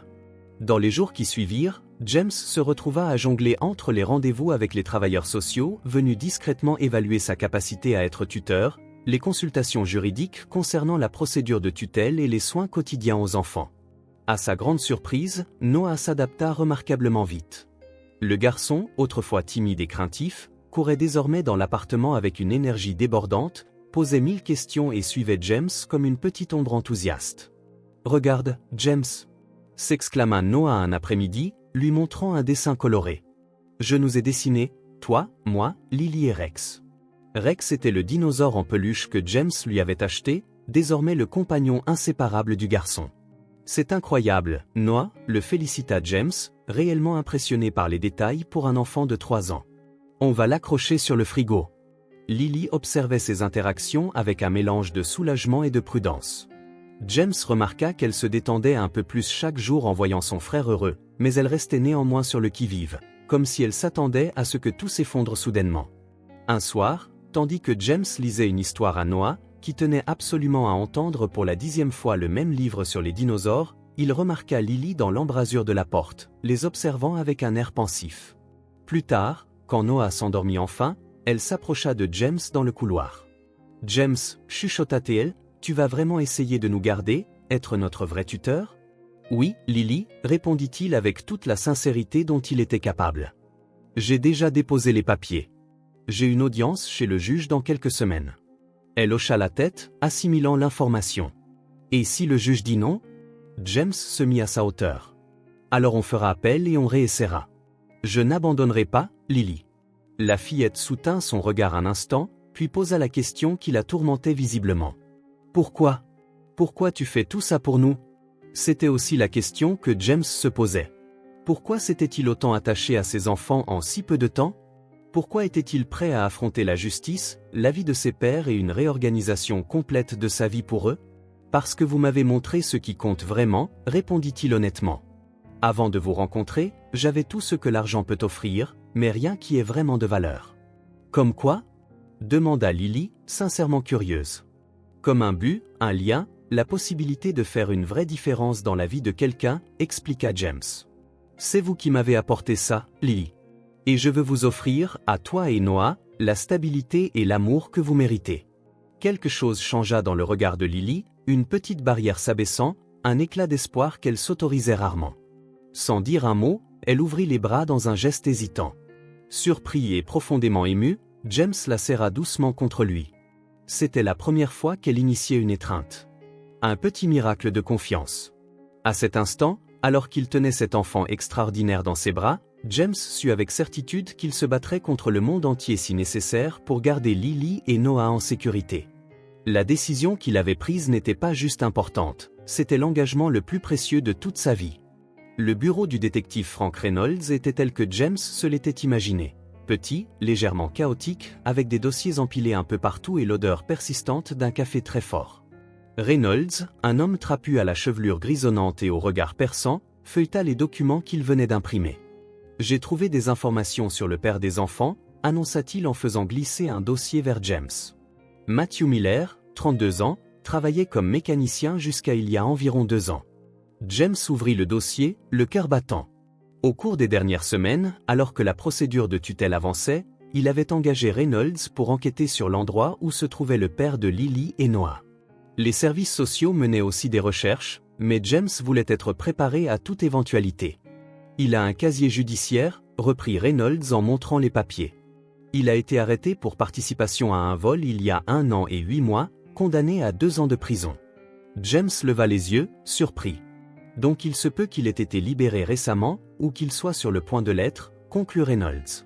Le système pénitentiaire accorde souvent des remises de peine pour bonne conduite.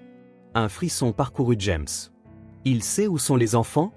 Reynolds secoua la tête. D'après ce que j'ai compris, non. Quand il a été incarcéré, sa femme, Clara Miller, était encore en vie. Elle est décédée 8 mois plus tard, d'une pneumonie non soignée.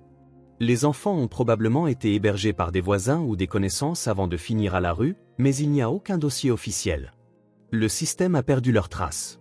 James examina la photo jointe au dossier. Un homme au visage dur, aux cheveux sombres, ayant la même forme d'yeux que Lily. C'était étrange de voir enfin le père de ses enfants qui faisait désormais partie de sa vie. Il y a autre chose, ajouta Reynolds avec une légère hésitation. Il n'avait pas d'antécédents criminels avant ça. D'après les anciens collègues que j'ai interrogés, Miller était considéré comme un père dévoué et travailleur. Le vol semble avoir été un acte désespéré après la perte de son emploi et l'accumulation de factures médicales pour sa femme, qui était déjà malade. James sentit un nœud se former dans son estomac. Cette information rendait les choses plus compliquées. Il aurait été plus simple que Matthew Miller soit un criminel indigne, mais désormais il y avait des nuances à considérer. Est-ce qu'il a essayé de retrouver ses enfants quand il a été arrêté ? Demanda James, craignant la réponse. Les registres de la prison montrent qu'il a envoyé plusieurs lettres à leur dernière adresse connue, mais évidemment, il n'a jamais reçu de réponse, puisque sa femme était décédée et les enfants n'y habitaient plus. James referma le dossier, remercia le détective et partit, l'esprit en ébullition. Dans la voiture, il jeta un nouveau coup d'œil à la photo de Matthew Miller. Cet homme n'avait pas abandonné ses enfants délibérément, il en avait été séparé par des circonstances tragiques. Ça changeait tout.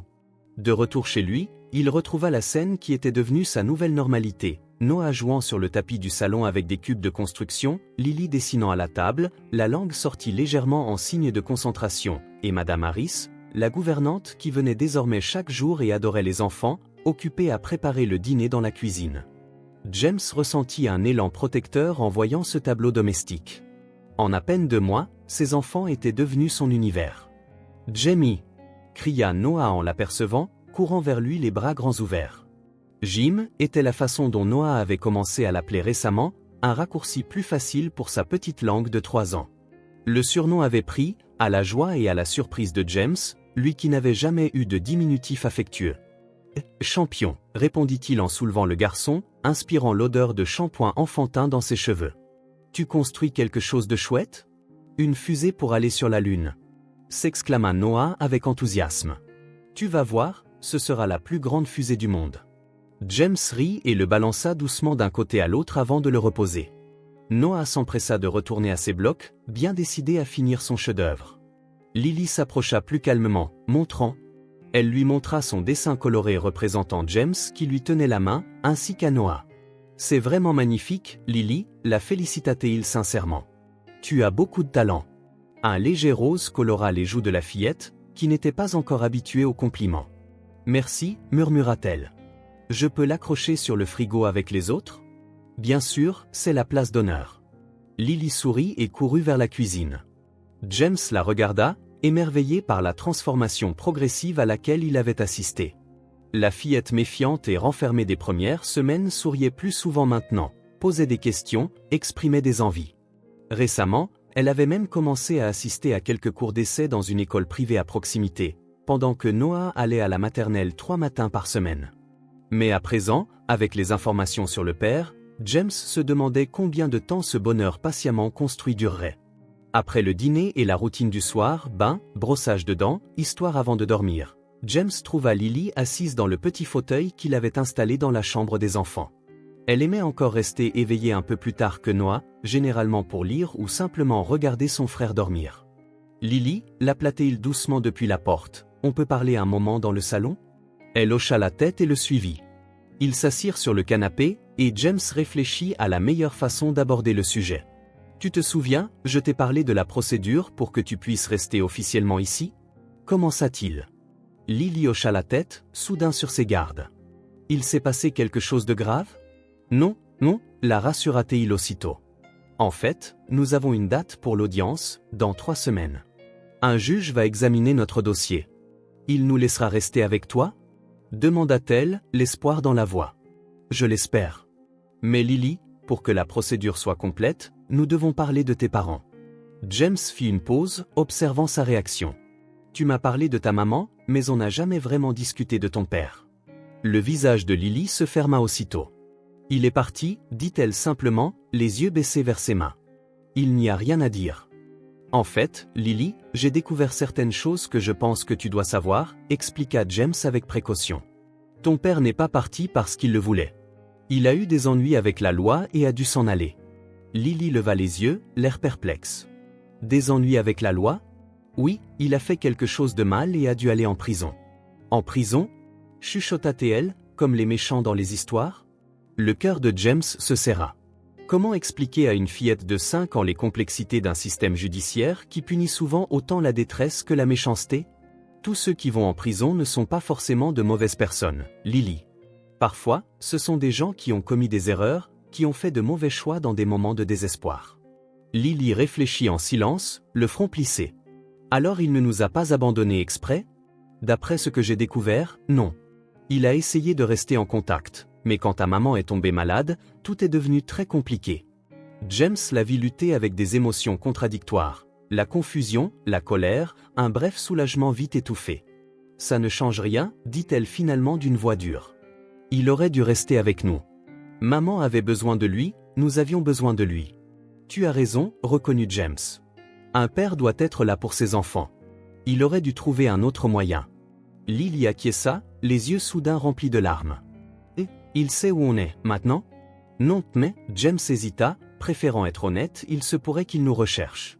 Et s'il nous retrouve, en tant que père biologique, il a certains droits. Quels droits? Demanda Lily, la voix légèrement tremblante. Il pourrait demander à ce que vous viviez à nouveau avec lui. La panique immédiate que James lut dans le regard de Lily était exactement ce qu'il redoutait. Non! S'écria-t-elle plus fort qu'elle ne l'aurait voulu, avant de jeter un coup d'œil vers le couloir où dormait Noah. Baissant la voix, elle reprit. Je ne veux pas y aller, je veux rester ici avec toi. James ressentit une chaleur l'envahir, malgré la situation difficile. Je veux aussi que tu restes, Lily. Je ferai tout pour que ça arrive. Promis? Promis. Lily sembla se détendre un peu, même si l'inquiétude restait visible dans ses yeux. Jamie, dit-elle doucement, employant pour la première fois le surnom inventé par Noah, qu'elle n'avait encore jamais utilisé. Et s'il vient nous chercher? Entendre ce surnom faillit briser James. C'était le premier signe clair que Lily le considérait comme faisant partie de sa famille, et pas seulement comme un bienfaiteur ou un tuteur temporaire.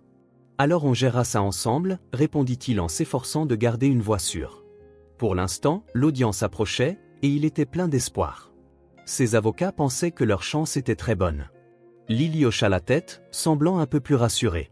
Quand James la raccompagna dans la chambre, elle le surprit en demandant un câlin pour lui souhaiter bonne nuit, un autre petit miracle dans sa lente acceptation de l'affection.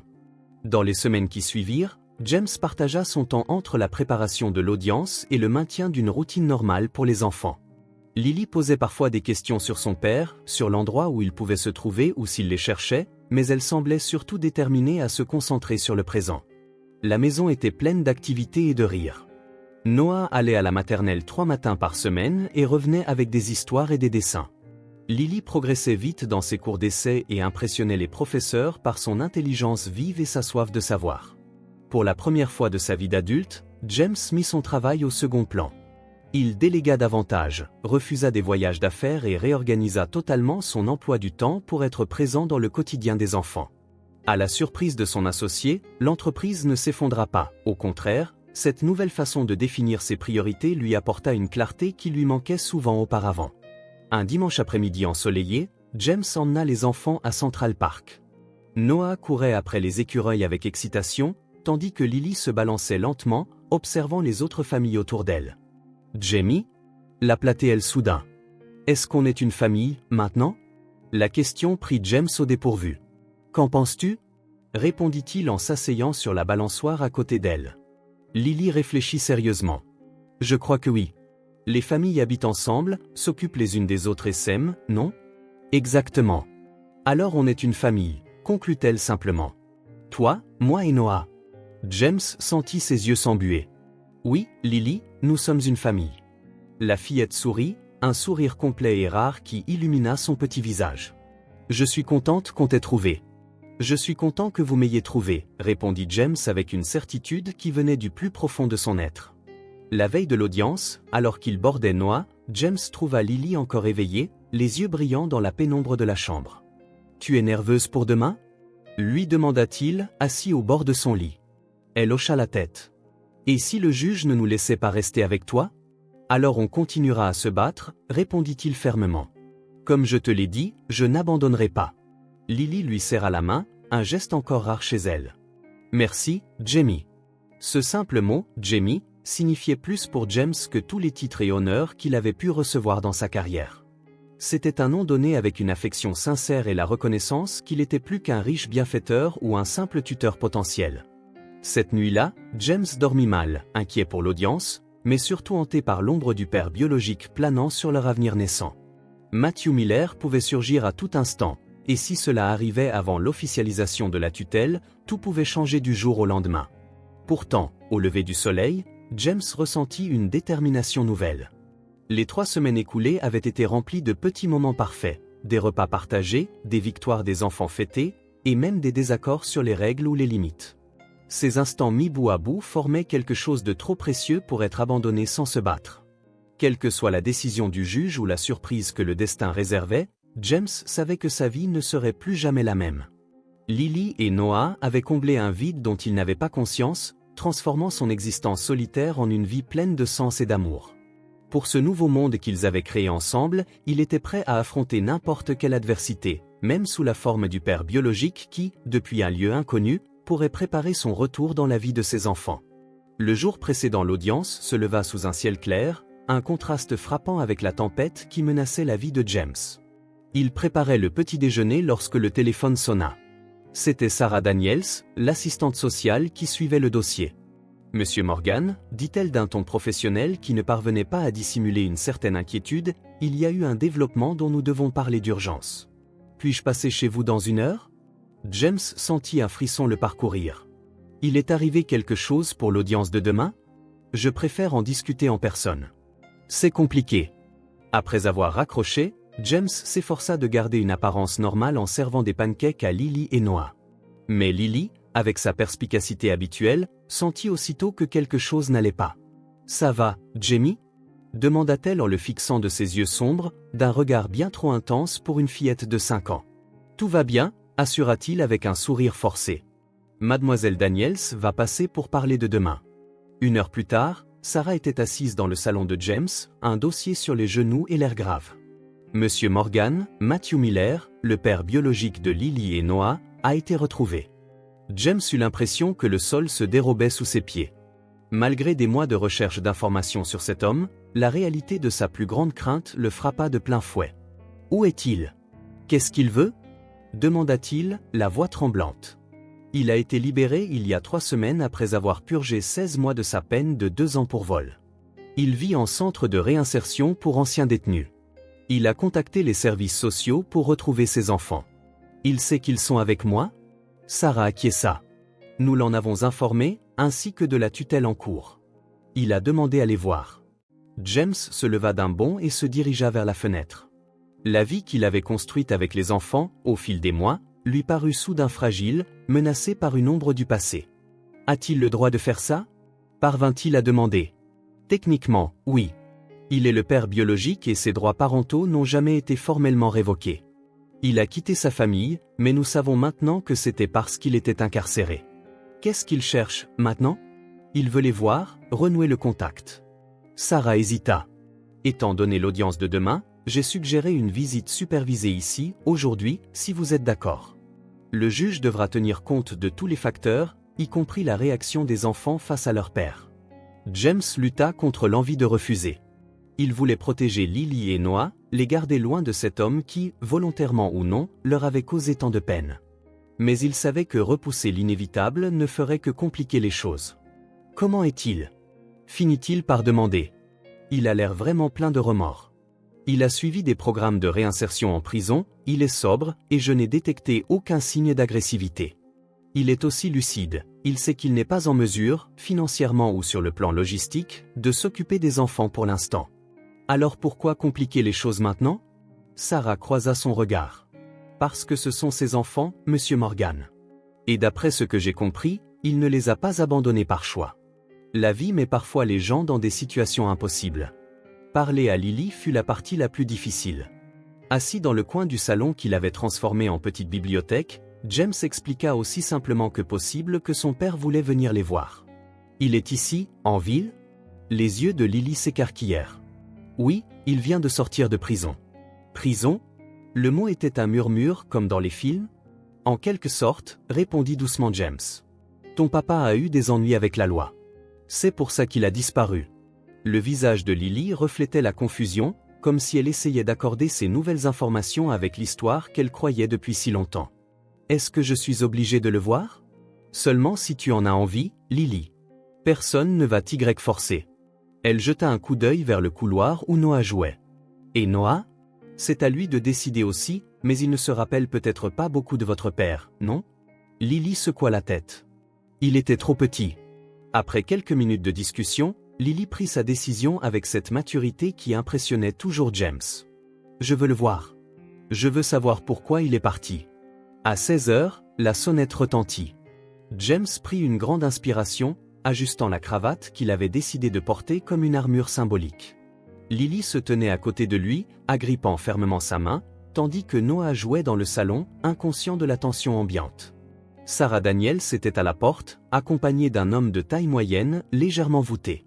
Matthew Miller paraissait plus âgé que ses 32 ans, avec des tempes grisonnantes et des rides prononcées autour des yeux, les mêmes yeux que Noah, réalisa James avec un pincement au cœur.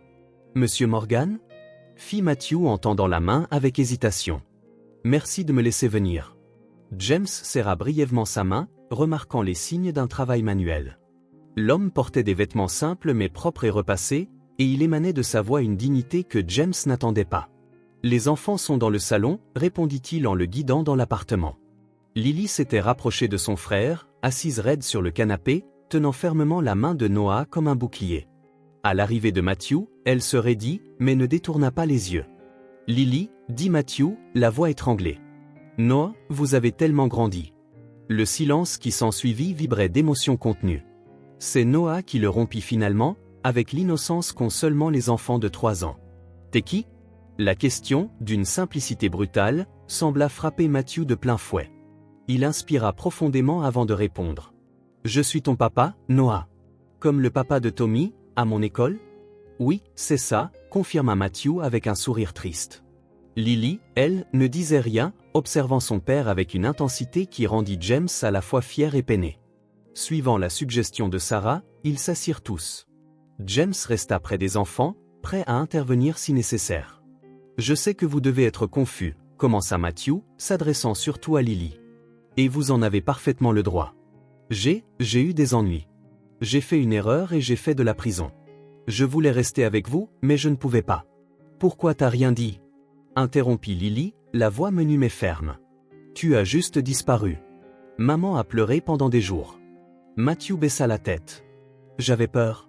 J'avais fait une bêtise, j'étais désespéré. Je ne voulais pas que vous sachiez que votre père était un criminel. Alors j'ai cru que c'était mieux de partir, que votre mère dirait que j'étais en voyage pour le travail ou quelque chose comme ça. Je n'ai jamais imaginé que ta maman tomberait plus gravement malade qu'elle. Sa voix se brisa. Des larmes silencieuses roulèrent sur les joues de Lily. James lutta contre l'envie de la serrer immédiatement dans ses bras, conscient qu'elle devait affronter ce moment, aussi douloureux fut-il. « Tu vas nous emmener » demanda-t-elle enfin, la voix tremblante. Matthew jeta un regard à James puis à Sarah, avant de se tourner vers sa fille. « Lily, ce que je veux le plus au monde, c'est être à nouveau avec vous. Mais, il hésita, je ne suis pas en état, pour l'instant. Je n'ai pas mon propre logement, je viens de commencer un nouveau travail. Ce serait égoïste de vous retirer d'un endroit sûr et heureux juste parce que vous me manquez. » L'honnêteté brute de cette déclaration surprit James, qui s'était attendu à une confrontation, à des reproches, voire à des menaces légales, pas à cet aveu douloureux d'inadéquation paternelle. Noah, qui était resté silencieux, leva soudain la voix. « Tu nous aimes pas » La spontanéité du petit sembla toucher Matthew comme un coup de poing. Il déglutit. « Je vous aime plus que tout au monde, Noah. C'est pour ça que j'ai fait cette bêtise, je voulais de l'argent pour soigner maman. Mais j'ai tout gâché. » Il sortit un vieux portefeuille de sa poche et en tira des photos usées. Il montra des clichés de Lily bébé, de Clara tenant Noah nouveau-né, de la famille ensemble dans un parc, des fragments figés d'une vie d'avant la tragédie. « Je me souviens de ce jour », dit doucement Lily, en posant le doigt sur la photo prise au parc. « Tu m'avais acheté de la barbe à papa rose, et tu en avais partout dans la bouche. Matthew esquissa un sourire sincère, qui éclaira brièvement son visage fatigué. Moi aussi je veux voir, dit Noah, se penchant pour regarder la photo. C'est maman ? Demanda-t-il, sans trop comprendre. Oui, mon fils. Elle vous aimait beaucoup. Elle te chantait une berceuse tous les soirs. Quand la visite se termina, Lily surprit tout le monde en demandant « Tu vas revenir ?» Matthew jeta un coup d'œil à James, incertain. « Si c'est permis, j'aimerais vraiment. » James, malgré la peur qui le tenaillait, acquiesça légèrement. La silhouette absente et mystérieuse du père qui les avait abandonnés se transformait en un homme réel, faillible et plein de remords. Ce soir-là, alors qu'il bordait les enfants, James trouva Lily pensive. « Jamie, tu crois qu'il est gentil ?» La question était complexe. « Je crois qu'il vous aime et qu'il regrette sincèrement. Ça n'efface pas ce qui s'est passé, mais c'est un début. Il a dit qu'il ne nous emmènerait pas, » murmura Lily. « Alors ça veut dire qu'on continue à vivre avec toi ? J'espère, Lily. Demain, c'est le juge qui décidera. » Elle hocha la tête, acceptant l'incertitude avec cette maturité qui brisait un peu plus le cœur de James. La nuit fut longue. L'idée de perdre les enfants le hantait. En quelques mois, Lily et Noah avaient comblé un vide immense dans sa vie. L'idée qu'on puisse les lui retirer, même leur père biologique, était insupportable. Le lendemain matin, le tribunal de la famille était solennel et intimidant. James, dans son meilleur costume, était assis aux côtés de 3 avocats réputés. De l'autre côté de la salle, Matthew attendait, seul, serrant nerveusement un chapeau dans ses mains. Le contraste était flagrant. L'audience débuta par les formalités habituelles. Les avocats de James présentèrent des rapports détaillés sur les soins prodigués aux enfants, sur la stabilité financière et émotionnelle qu'ils leur offraient, et sur la progression de Lily à l'école. Au tour de Matthew de s'exprimer, il se leva sans avocat pour le représenter. « Monsieur le juge », commença-t-il d'une voix tremblante, qui gagna en assurance au fur et à mesure. « Je ne vais pas nier mes erreurs. J'ai commis un crime et j'ai purgé ma peine. Mais mon plus grand crime, c'est envers mes propres enfants. Je les ai abandonnés au moment où ils avaient le plus besoin de moi. » James observa le juge Holloway, un homme d'âge moyen au visage sévère, qui écoutait attentivement. « Je les aime plus que tout, » poursuivit Matthew. « C'est justement parce que je les aime que je comprends ne pas pouvoir leur offrir ce qu'ils méritent aujourd'hui. Je recommence à zéro. J'ai un job comme assistant mécanicien, je vis dans un centre de réinsertion, j'économise pour louer un logement décent. » Il marqua une pause. « Monsieur Morgan a offert à mes enfants ce que moi je ne pouvais pas, la sécurité, le confort, la stabilité. Ils ont l'air heureux et épanouis avec lui. Lily va dans une école que nous n'aurions jamais pu nous permettre. Noah ne se souvient même pas de moi. » Cette dernière phrase était teintée d'une douleur si palpable que même le juge sembla ému. « Je ne suis pas ici pour réclamer la garde aujourd'hui, ce ne serait pas juste pour eux. Je suis ici pour demander une chance de faire partie de leur vie à nouveau, petit à petit, sans perturber la stabilité qu'ils ont enfin trouvée. » Après le témoignage de Matthew, ce fut au tour de Lily. Minuscule sur le grand siège du tribunal, elle répondit aux questions du juge avec une maturité impressionnante. « J'aime bien vivre avec Jamie, dit-elle fermement. Il s'occupe de nous, il m'emmène à l'école et lit des histoires à Noah. On n'a jamais faim, on n'a jamais froid.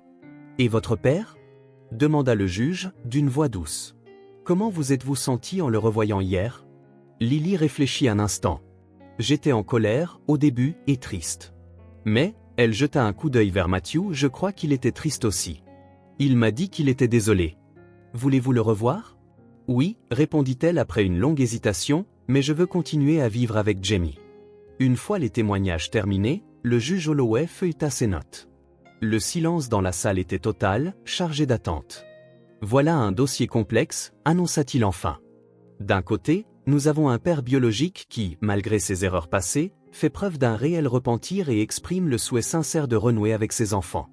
De l'autre, un tuteur qui, en peu de temps, a su offrir une stabilité, une sécurité et de l'affection à 2 enfants qui ont déjà subi des traumatismes importants. Il jeta un coup d'œil vers une autre page. La loi privilégie traditionnellement les liens biologiques, mais un principe fondamental prévaut. L'intérêt supérieur de l'enfant doit primer sur toute autre considération. James sentit son cœur battre à tout rompre.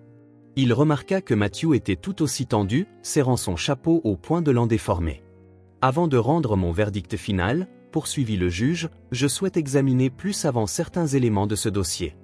Je veux notamment m'assurer de l'équilibre à trouver entre le droit du père et le bien-être des enfants, qui semblent avoir trouvé un certain équilibre chez M. Morgan.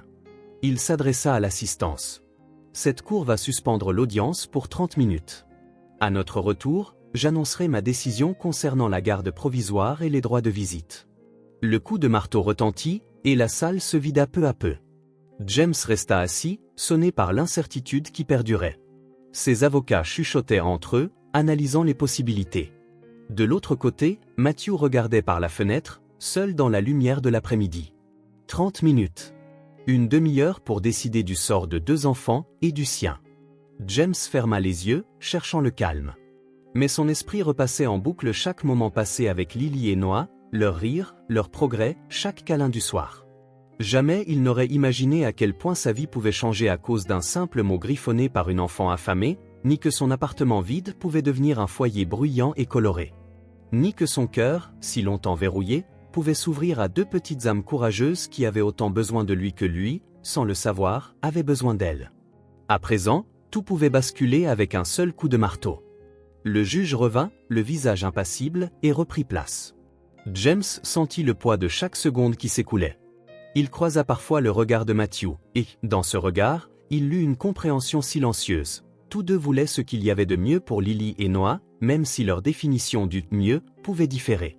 Après avoir considéré avec soin tous les aspects de cette affaire, commença le juge d'une voix calme qui résonnait dans la salle, « Je suis parvenu à une décision qui, selon moi, sert au mieux l'intérêt des enfants. » Le cœur de James battait la chamade. Ses avocats étaient restés impassibles, mais ils percevaient leur tension. La loi favorise traditionnellement les liens biologiques, et ce tribunal reconnaît le droit inhérent d'un père à faire partie de la vie de ses enfants, poursuivit le juge en regardant Matthew, mais le bien-être des enfants demeure prioritaire. Il prit ses documents et ajusta ses lunettes. Monsieur Miller a fait preuve d'un repentir sincère et d'une volonté de renouer avec ses enfants. Toutefois, à ce stade, il ne dispose pas des conditions nécessaires pour assurer un foyer stable à Lily et Noah. James sentit l'espoir grandir en lui, tout en essayant de masquer ses émotions. Par ailleurs, M. Morgan leur a offert non seulement une stabilité financière, mais aussi l'attention et la sécurité dont ils avaient besoin après une période de traumatisme et d'incertitude. Les rapports de l'école et de l'assistante sociale montrent que les enfants s'épanouissent sous sa garde. Le juge déposa ses dossiers et se tourna vers James. Par conséquent, ce tribunal accorde la garde provisoire de Lily et Noah Miller à M. James Morgan, pour une durée initiale de 6 mois. À l'issue de cette période, la situation sera réévaluée. James ferma brièvement les yeux tandis qu'un immense soulagement l'envahissait, au point de l'empêcher de respirer correctement. 6 mois. Assez de temps pour consolider les liens déjà créés, pour continuer à bâtir une vie ensemble. En outre, poursuivit le juge, le tribunal accorde à M. Matthew Miller un droit de visite supervisée, toutes les 2 semaines, en présence de l'assistante sociale assignée. Si ces visites se déroulent bien, la supervision pourra être progressivement réduite. Le juge se tourna vers Matthew. Monsieur Miller, ce tribunal reconnaît vos efforts pour reconstruire votre vie et votre désir de faire partie de celle de vos enfants. Je vous recommande fortement de continuer vos programmes de réinsertion, de trouver un logement permanent et de maintenir un emploi stable. Ces éléments seront pris en compte lors de la prochaine évaluation. Puis il se tourna vers James. Monsieur Morgan, le tribunal compte sur vous pour faciliter la relation des enfants avec leur père biologique, tant qu'elle reste saine et constructive. Le marteau s'abattit, mettant fin officiellement à l'audience. Un murmure parcourut la salle tandis que les avocats de James le félicitaient pour cette victoire. Pourtant, James regardait Matthew, resté assis, l'air partagé entre soulagement que ses enfants soient en sécurité, tristesse de ne pas être prêt à s'en occuper, et espoir quant à la relation future qu'il pouvait bâtir avec eux. Après un bref instant d'hésitation, James s'approcha de lui. « Monsieur Miller, dit-il en tendant la main, je veux que vous sachiez que je n'ai pas l'intention de vous exclure de leur vie.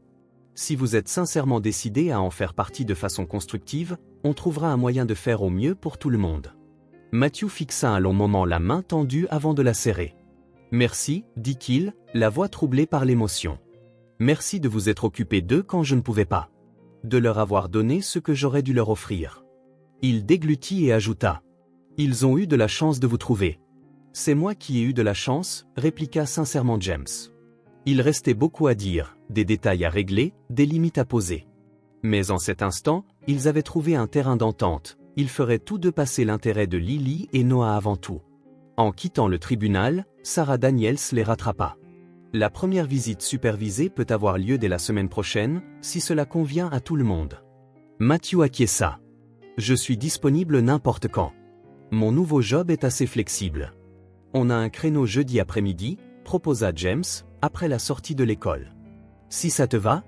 Ça me va parfaitement, approuva Matthew. Il hésita puis précisa. Je vais chercher un logement bientôt. Le chef d'atelier a parlé d'une possible promotion le mois prochain. James devina ce qu'il essayait de dire, qu'il faisait de son mieux pour améliorer sa situation et offrir un jour plus de choses à ses enfants. C'est très bien, répondit-il. Lily et Noah seront contents de l'apprendre. Ils se séparèrent après une poignée de main, un geste formel qui contenait pourtant le début d'autre chose, pas vraiment de l'amitié, mais un respect mutuel né de l'amour partagé pour deux enfants. De retour à l'appartement, Madame Harris attendait avec les petits dans le salon. À l'expression de James, elle comprit que les nouvelles étaient bonnes. « Tout s'est bien passé, alors ?» demanda-t-elle à voix basse. James acquiesça, un lent sourire éclairant son visage. Noah courut aussitôt se jeter sur lui en l'attrapant par les jambes. « Jamie, j'ai dessiné un dinosaure à l'école aujourd'hui. C'est le plus beau dinosaure que j'ai jamais vu, répondit James en prenant le garçon dans ses bras, ébahi de voir à quel point un geste si simple pouvait le combler. Lily, restée en retrait, l'observait avec ses yeux attentifs, cherchant la réponse à la question qu'elle n'osait formuler. James reposa Noah et s'approcha d'elle, s'agenouillant pour être à sa hauteur. « Le juge a décidé que tu restais avec moi, dit-il doucement. » Lily ne sourit pas tout de suite, assimilant l'information. « Et papa ? Il pourra te rendre visite. D'abord en présence de Mademoiselle Daniels, puis, si tout va bien, vous passerez plus de temps ensemble. » Lily hocha la tête, consciente de la complexité de la situation, avec la maturité qui émerveillait toujours James. « Il est triste ? » « Un peu, admit honnêtement James. Mais il est aussi soulagé de voir que tu vas bien, que Noah va bien. Il essaie de remettre sa vie sur pied. Peut-être qu'il aura bientôt son propre appartement, comme ça vous pourrez aller le voir. Ça pourrait être bien, dit Lily après un moment. Noah doit apprendre à le connaître. James sourit. Et toi ? Lily haussa les épaules, essayant de paraître détachée, même si une vulnérabilité transparaissait. Je lui en veux encore de nous avoir laissés, Elle marqua une pause, maman disait toujours que les gens pouvaient changer, s'ils le voulaient vraiment. Ta maman était une femme sage, répondit James, ému par la capacité de Lily à faire preuve de compassion malgré tout ce qu'elle avait enduré. Dans les jours qui suivirent, la vie de James trouva un nouveau rythme. Avec la garde provisoire officialisée, il put enfin inscrire les enfants à l'école et à sa mutuelle, et prendre toutes les dispositions légales qui étaient en suspens. La première visite supervisée avec Matthew fut, au début, maladroite. Lily était encore sur ses gardes, Noah curieux mais timide, Matthew nerveux, cherchant comment aborder des enfants qu'il ne connaissait quasiment plus. Mais au fil des semaines, quelque chose changea. Matthew apporta de petits cadeaux à la mesure de ses moyens. Un livre pour Lily, une voiture miniature pour Noah. Il raconta des anecdotes sur la mer que les enfants n'avaient pas vraiment eu le temps de connaître. Il reconstruisit peu à peu les ponts qu'il avait cru irrémédiablement rompus. James observait ces évolutions avec des sentiments mitigés. Il ressentait encore la peur de les perdre. Et si Matthew atteignait finalement une stabilité suffisante pour réclamer la garde complète ? Et si un jour Lily et Noah décidaient qu'ils préféraient vivre avec leur père biologique ? Mais il comprit aussi, de plus en plus, que l'amour n'était pas une ressource limitée. Lily et Noah avaient de la place dans leur cœur pour deux figures paternelles, différentes mais toutes deux importantes. Un soir, environ un mois après la décision du tribunal, James trouva Lily sur le balcon de l'appartement. Elle était assise sur une chaise trop grande pour elle, contemplant les lumières de la ville. En pyjama licorne, avec sa tresse à moitié défaite, elle avait l'air à la fois si petite et si sage. « Tu n'arrives pas à dormir ?» demanda-t-il en la rejoignant. Lily secoua la tête. « Je réfléchis à tout. À avant. À comment les choses ont changé. » James hocha la tête, la laissant poursuivre à son rythme. « Jamie, reprit-elle enfin, en le regardant droit dans les yeux, tu promets de ne plus jamais nous quitter ?» La simplicité de cette question, et ce qu'elle renfermait, le toucha en plein cœur. Il s'agenouilla pour se mettre à sa hauteur. « Je te le promets, Lily. Vous êtes ma famille, maintenant. Rien ne changera ça. » Les yeux de la fillette se remplirent de larmes. Pour la première fois depuis leur rencontre, James la vit pleurer librement, sans chercher à se retenir. Elle le serra dans ses bras, enroulant ses petits bras autour de son cou avec une force inattendue. « Même si un jour, on passe plus de temps avec papa ?» demanda-t-elle, la voix étouffée contre son épaule. « Même dans ce cas, assura James. Il y a différentes sortes de familles, Lily, et différentes manières d'aimer. Ton papa sera toujours ton papa, et c'est important. Mais ce qu'on a construit ensemble, tous les trois, c'est réel et c'est permanent. » Elle se recula légèrement pour le regarder dans les yeux, semblant chercher un signe de sincérité. Elle dut le trouver, car elle hocha la tête, le visage grave. « Merci d'avoir perdu ton portefeuille, Jamie, dit-elle avec un léger sourire. Il rit, surpris par sa remarque. « Moi aussi, je suis reconnaissant pour ça, Lily. Plus que tu ne peux l'imaginer. » Après avoir bordé Lily, James retourna sur le balcon et leva les yeux vers le ciel, dont les étoiles étaient à peine visibles, effacées par les lumières de la ville. Il sortit le portefeuille en cuir qu'il gardait désormais comme un porte-bonheur. À l'intérieur, soigneusement préservé, se trouvait le mot qui avait changé sa vie. « Je suis désolé, mon frère a faim, alors j'ai pris juste un billet pour acheter du pain. Je te le rendrai, promis. » Un geste simple, empreint d'honnêteté, accompli par une enfant désespérée, avait déclenché une réaction en chaîne qui avait transformé 3 destins. Le sien, autrefois vide de sens malgré sa fortune, celui de Lily et de Noah, jusqu'alors marqué par la perte et l'insécurité, et même celui de Matthew, qui, face à la perte temporaire de ses enfants, avait trouvé la force de se reconstruire. James replaça le billet dans son portefeuille. Le chemin à parcourir restait semé d'embûches, la réintégration progressive de Matthew, les questions légales à long terme, et toutes les complexités de la croissance de Lily et Noah. Mais ce soir-là, avec la promesse qu'il venait de faire à Lily résonnant encore dans son esprit, James ressentit enfin ce qu'il avait cherché toute sa vie sans le savoir, un sentiment d'appartenance, de but, de famille. C'était véritablement un nouveau départ pour eux tous.